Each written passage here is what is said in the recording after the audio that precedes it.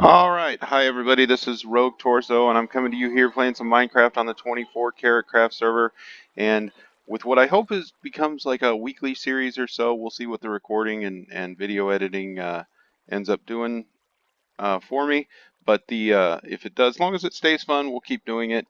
There's plenty of things to do in the base, and there's lots of things to see on the server too, so we'll get going. So I'm going to start today with a tour of my base, and then from there we'll see what else what kind of fun we can have. So as you can see, I'm above the water here. Oh, before we start, a couple of disclaimers.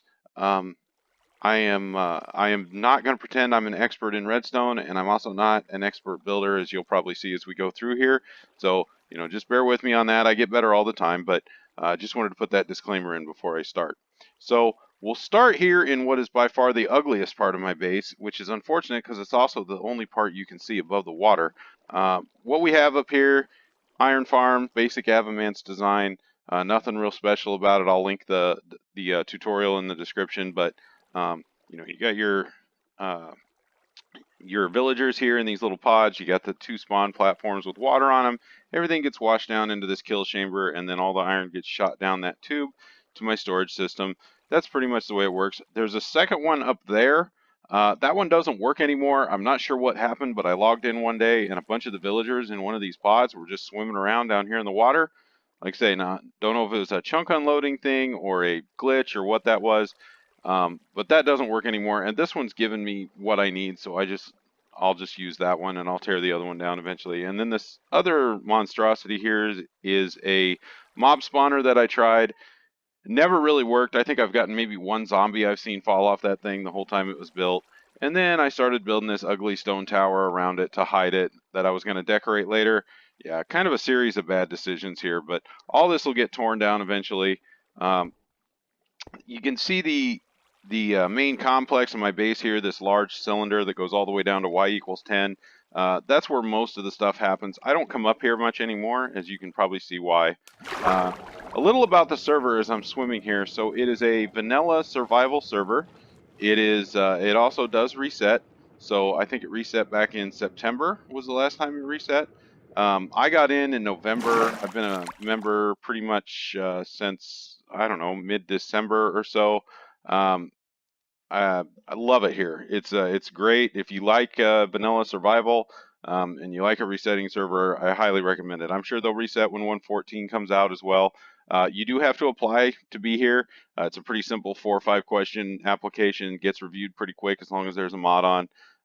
But definitely come check it out if you're looking for a server, because I like to say I really liked it here.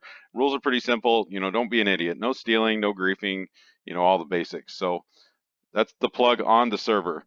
But we'll come in here. So this is the main storage area, as you can probably tell. It's a Tango Tek self-sorting design. I've been a little under the weather, so if I say some weird stuff, I apologize. But I put the red all over it. As you can see, I didn't quite finish covering everything, but you kind of see how it works back there. Like I say, I'll put a link to the tutorial, but I'm sure a lot of you have seen this. I've used it in a lot of bases. This is the biggest one I built with 8 modules, but I love this storage system. Not resource friendly, really, but it's well worth collecting all the stuff to me. This little furnace array is just here for nostalgia. It used to be a double furnace array. I used it a lot early on. It used to plug into the storage system automatically. It doesn't anymore. But I keep it here just in case I get a couple of random blocks of iron for whatever reason or something like that. This potion brewing stand I've hardly used. Matter of fact, I think the only thing I've used it for is I caught a couple of zombie villagers down in the basement and I converted them, and that's where I made the potions of harming. Other than that, I haven't used it much. Anvil, crafting station. These are all the shulkers I own. I bought a couple and earned a couple more from doing tasks for other people. This one has some stuff in it, backup sword, fishing rod, elytra, some of that. I keep that as my valuables chest a little bit. Around here, ender chest just has my diamonds in it, and yes, these are all the diamonds I have. I am not rich. I am very poor. I have no desire to be very, very rich, but what else do we want to show you next? We'll go out here first. Where do these things keep spawning? I've had some... I don't know where these guys are spawning. I hadn't had trouble with spawns around here for a while, and all of a sudden I'm getting a ton of them. But this is my super smelter. We'll go on in here. 21 furnace array. I've never had a super smelter before. Honestly, I don't know how I got by without one. You see all the glass I had to make. I think I'm number 2 on the server or something like that in glass box place. That would have taken forever without this thing. So I don't know how I ever did without one, but this is the first one I've ever built. That's your input chest for your items. It'll let 21 collect in the cart before it takes off and goes and puts them in the furnace. Same with fuel over here, which as you can see has some stuff in it. I do use kelp blocks. I have a kelp farm downstairs that works really well. And then your collection system. So I just redid this so that it would come back and actually sit here until it was empty before it took back off again. The other feature I like is I can turn the collection system off. So if I'm doing a big batch of, say, I don't know, kelp, like a double chest of kelp, when there's like a stack or 2 left, I can turn off the collection system, pull that stuff out manually and get some XP. And I've used that little feature quite a bit. So really like that. We'll go out here quick. This is my tree farm room, I guess you could call it. Pretty proud of the way the dome turned out with all the different colors. Obviously, I didn't finish it. That one went into the side of the hill, and I just left it there. You can see I didn't bring the concrete all the way down, and I still need to go down there and clean up all those walls with all the random granite and coal and stuff. But this was about 3 weeks work here to get to this point. I didn't have a beacon at the time, so it really took a long time to dig down here, but I like the way it turned out. The water's dripping from that hole in the ceiling where I brought my animals in. Probably need to clean that up at some point, but the animals I threw in here, like I said, I brought them in through that hole. I didn't want to have to transport them around too much, so I just put their pens in here. Looks a little ugly from down below. I'm going to have to do something with it eventually, but really like it. And I've got enough room to grow. As you can see, the big spruce trees. I could grow jungle trees in here if I really wanted to. So I like this room. We'll see it again from down below. What else? There's only one other thing up here that I'll show you. It must be this way. Yeah. So apologize for this ugly corridor, but I don't really come out here much. I'll probably just put a door on this so you can't see it. But this is where my villager breeder is. So first we're going to see the villager that sets the village that makes it all possible. This is based on a Frilioth design, at least this part of it. There's sky access through the middle there, 8 doors on this little plus sign up here that, you know, he's high enough to set the village and see the doors. What I do like is I can shut it off by flipping that lever. He drops down and the villager deregisters, or the village deregisters, sorry. Then as you can see, the village breeder's down there. This glass isn't necessary. I've just left it here. But that's that. Like I said, I'll put a link to the tutorial in the description. But that's how we set the village. And then down here, this breeder is based on a basic Avomance design. If you've used his, you'll probably recognize it. It's a little different though. Obviously, I don't have the villager underneath here like he does, and I've got 4 of these modules rather than just the 1. Originally, I had 1 module in here with about 12 villagers. I wasn't getting very good grades, and what I discovered was the farmer just couldn't feed 12 villagers fast enough. So I ended up separating them out, putting them in each of their own. There's 4 villagers in each of these little pods, and as you can see, I get pretty good rates with this thing. Pretty easy to see how it works. The fences are 1 block high. There's a 1 block gap underneath them, I guess you'd say. Any new villagers that are born, the babies can run off under here and fall down while the adults can't, and they all get swept to the middle over there no matter where they come off. So, and we'll see that here in a little bit. So we'll head back to the middle now. Oh, I probably should go over real quick. So this space down here, basically the only thing that's down here is this enchanting area. That's it. If I can find, there should be my nether portal down here as well. You can see the resources you use, especially when you put it in the configuration I did. You end up with these long hopper chains. Not the smartest thing I've ever done, but looking back, hindsight is 20/20, right? This is my nether portal. There's nothing special about my nether tunnel, so I'm not going to take you out there. We will sometime in another episode, I'm sure. And then under here, I threw my beds under here. I threw a clock under here because I never knew what time it was. But that's pretty much all of this level. So I think we're going to go downstairs now. So we'll go down our down elevator. This is where kind of all the magic happens. So the first thing I built when I was down here is this sugarcane farm. The only thing special really about it, I mean, you can see how it works. When the sugarcane gets tall enough, activates the observer, which pushes all the pistons out, and then they fall in these water streams. The only thing special about this one, if you look up there, there's no observers. So I actually wired this bank of observers to activate everything up here as well. Did that to save a few resources and then just to kind of prove that I could do it. So that was that. And then anything that gets washed down gets washed into a water stream under here that ends up in this central column and goes up to the storage system. Second thing I built was this ugly kelp farm. This is based on a Cubfan 135 design. We should be able to see in here. Yeah, you got the kelp there. Very similar to the sugarcane farm. The only difference here is when the kelp breaks off, it actually floats to the top. There's water streams that flow from the outside to the inside, and they end up on top of this stone walkway here, which is covered with water and washes it from that end all the way down to that end where it falls in under the floor.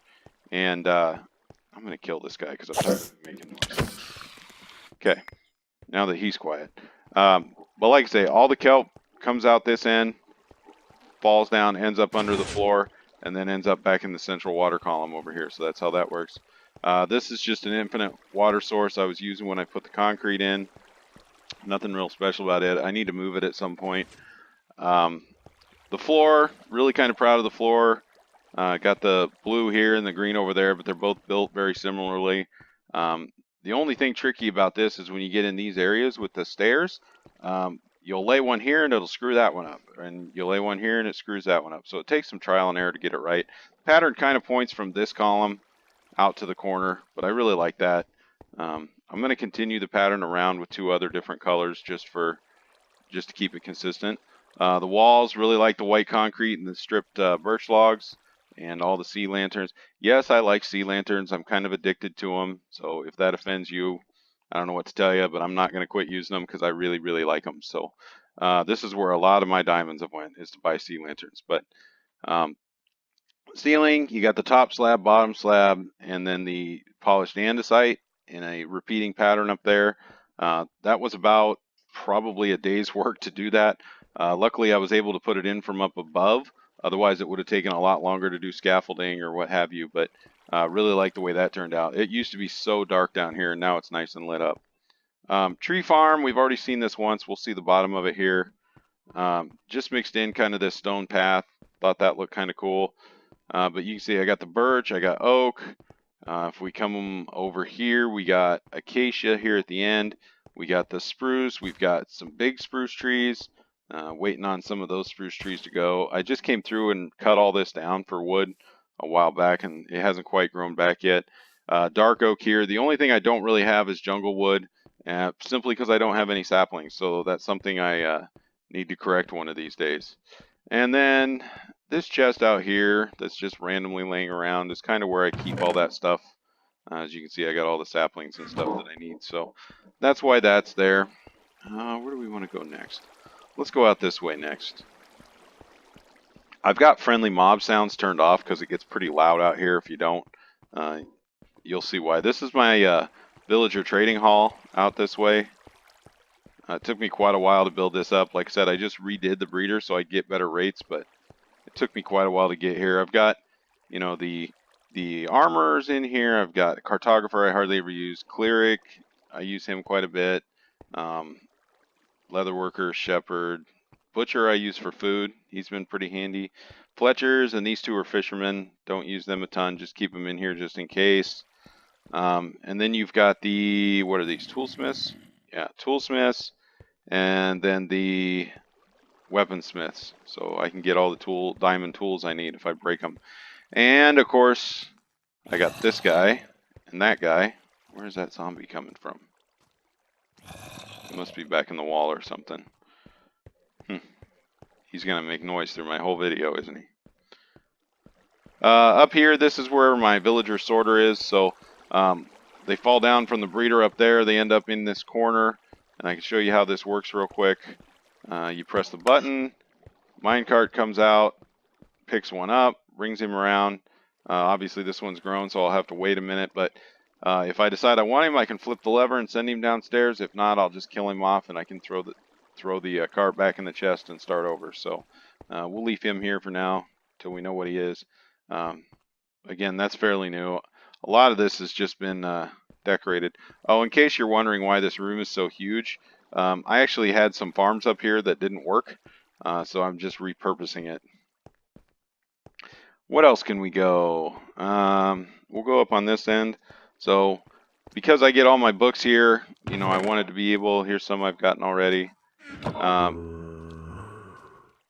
there's really, I think there's an empty spot behind the wall I'll need to take care of. You know, you got the anvil, so I can enchant stuff as I go.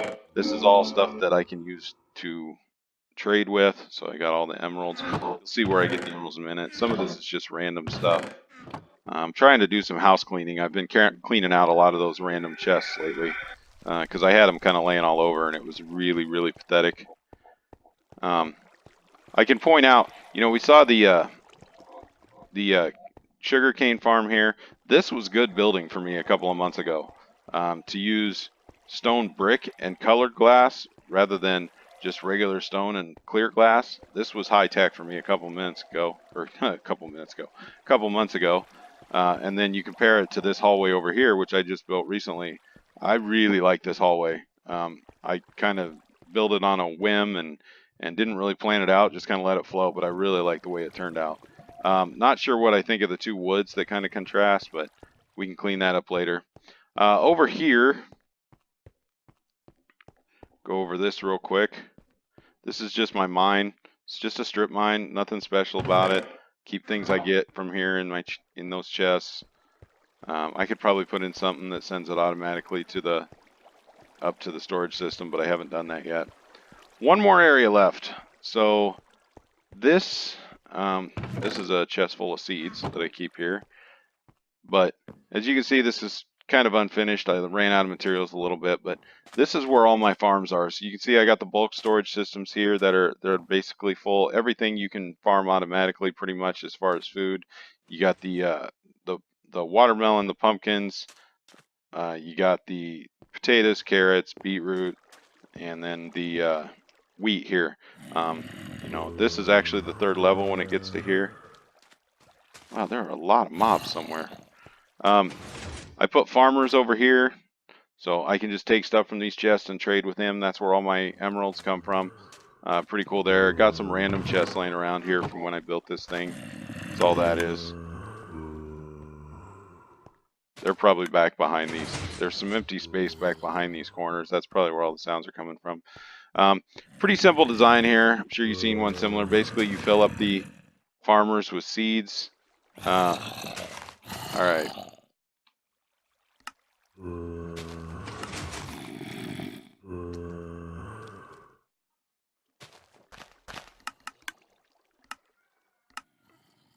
Sorry, that was really annoying me. Okay, you fill up the villagers with seeds, so anytime they harvest the wheat, they can't pick it up, so it just drops on the ground, and then there's mine carts underneath that come and pick it up. It ends up all getting dumped into a hopper chain that ends right here. Anytime there's something in that dropper, clock spits it out into a water stream, which takes it over here and up into the bulk storage system. Like I said, wheat here. Next level up would be beetroot. Works exactly the same way. Then you go up to the carrot farm, which works a little differently. And they seem to be jammed up, and I'm not sure why. But basically, there's two spots here in the middle that are low light that I can't plant things there, but they can. So they plant it. As soon as they move, it breaks off. It gets collected by a hopper and ends up downstairs. I'm going to have to see why they're kind of stuck there. I didn't notice they weren't working until just now, but they have been working fine. As you can see, these guys are. Yeah, you can kind of see him going back and forth. You might see the potatoes break off. Very similar principle, though. And all those potatoes end up downstairs. As you can see, all this is fairly new. Well, hello.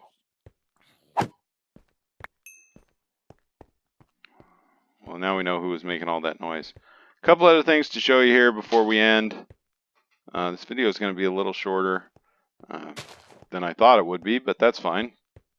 We'll keep it short and sweet.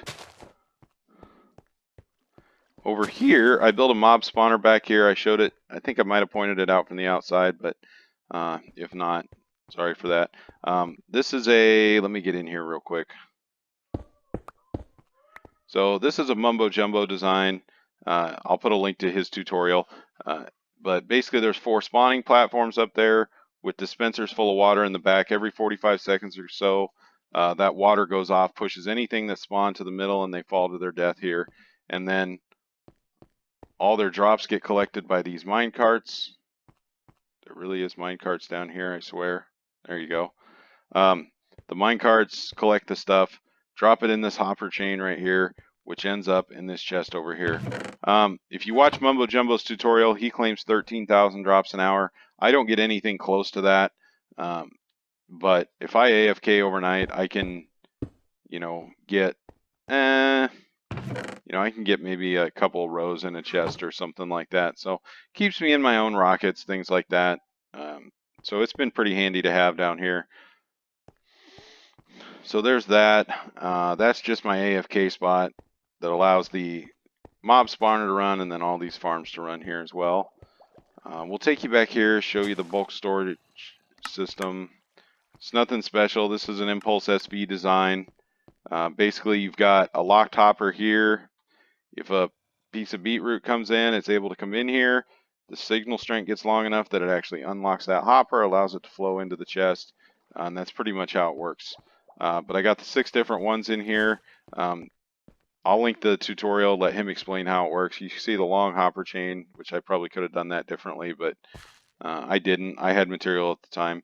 Anything like the seeds or stuff that I don't sort out ends up here. Again, anytime something comes into this dropper, the clock goes off, spits it into this lava, and it gets destroyed, so I don't have to collect it or whatever. These chests are left over from when I was building it. Like I say, there's just some random seeds in here. But I think that's pretty much everything in the base. I'm trying to think if there's something I didn't show, but I think I pretty much showed it all. But yeah, so that's my base. Like I said, I hope to make this more of a weekly series, so we'll see what next week brings. And until then, have a great week, and RogueTorso out.